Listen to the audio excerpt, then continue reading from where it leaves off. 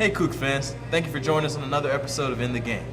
We're here, my name is Cameron Wolfe, and we're here at the Den with Tim Costello and Chris Shelton.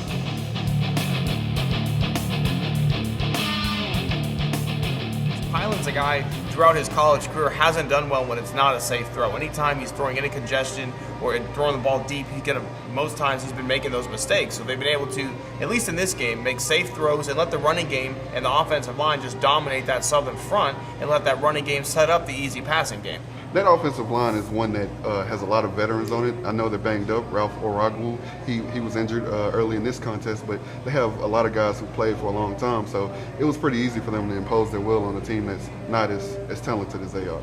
It was nice to see, UH be able to use their athletes as well in this game. I thought they did a good job of getting guys like Spencer out in the open. They did a nice job of giving him the ball in an end around, 45-yard touchdown, where they faked the handoff inside and let him get the ball in space. Spencer's a guy very, very athletic. They did a little bit of last year. They used some new things to get him the ball. And I'd like to see going forward against some of the more fast defenses that are in the conference. Well, where can they get him the ball in the most space? Yeah, Spencer had a really good game. You could really see his athleticism on display. It was a lot of athletes. You could clearly see that UH was the superior team, but it was good to see that they were playing and not showing too much before the conference, but they were still able to show that they were very, very athletic, and they were very able to show their offensive display on there. Defensively, of course, we saw a lot of breakdowns. There was a lot of completions there, and it was a pretty solid quarterback out there in Southern, but that's another thing they're going to have to work on. DB's got to play a little closer, and they can't let those short completions go on, but the run defense played pretty well. They were able to stuff them pretty much, and they weren't able to get any continual running. You talked about some of that frustration with Piland. I think Tony Levine may agree with you in some of that, because you saw that there was sort of a quarterback controversy brewing where he played Piland for most of the first half, but he played O'Korn for most of the second half. Afterward, Levine wouldn't indicate whether this plan would continue. He said we would all find out when Temple found out. So we don't know what's going on with the quarterback situation. What are your thoughts on how the two quarterbacks played? I think they both played pretty well. Of course, it's a Southern defense, so it's not really the competition that you're going to be seeing throughout the year. I like what O'Korn did. I think he has a lot of talent, and of course he's a freshman, so Levine's not really sure what he has with him at this point. I think when he chose Piland to be the quarterback, he knew that he had experience there and he had comfortability in the scheme.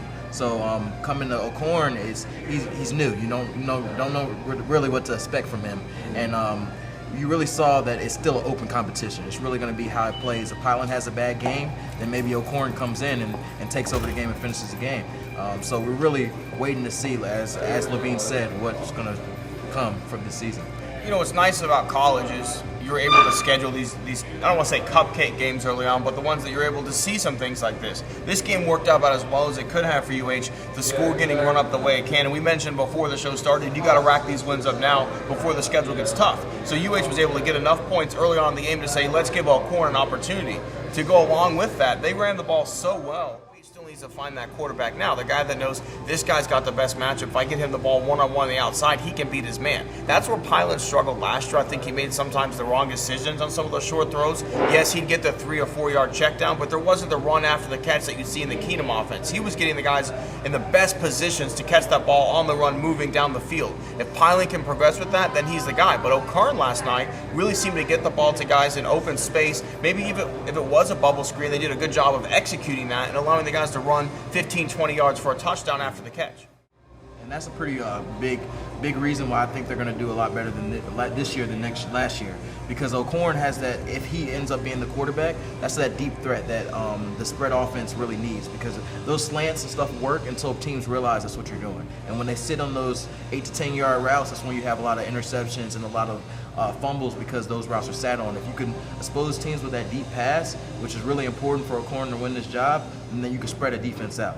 And that's when the running game comes in well, and it spreads the diversity of the offense. He showed that he has a talented arm. He has good legs. He can move around in the pocket, but is he ready? We know that he could be the future quarterback, but is he the quarterback of right now? That's a tough decision that Levine has to make when he has a schedule where he has to win some games early in the season. So will he pull the trigger on O'Korn as a starter, or will he keep Piland as a starter? I think that's a big storyline moving forward with this team.